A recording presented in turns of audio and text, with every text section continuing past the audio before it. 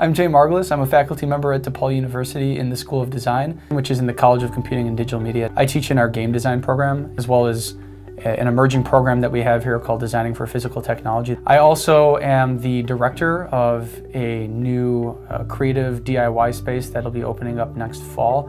And that'll be about 4,500 square feet of space full of digital fabrication tools, where students will be able to come and fabricate whatever they want, as well as explore their own intuition and actually run the space.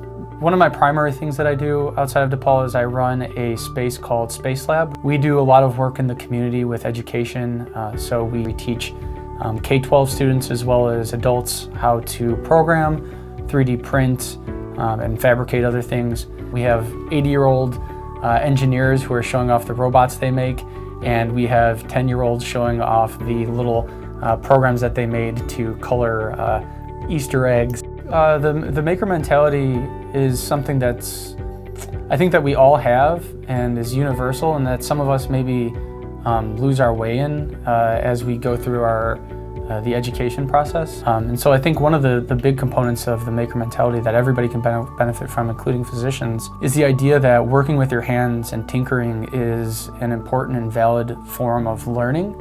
We have at Space Lab, we have a brain surgeon actually who makes drones. But I like to think that in some way that informs his practice as well, by taking a multidisciplinary approach to learning, that instead of his only context that he views himself in as being a physician or a doctor, he views himself as somebody who builds drones. He thinks about himself as somebody who explores aerospace and aerospace technologies. And so he's able to take the practice of hands-on making that he does, and that informs, I think, in some respects, all of our professional practices, including his. I think a lot of it has to do with contextualizing learning in a way that you show people that the systems that are designed around them are mutable, or changeable. And once people realize that, they start to apply that way of thinking to everything else. You know, medical education is like that.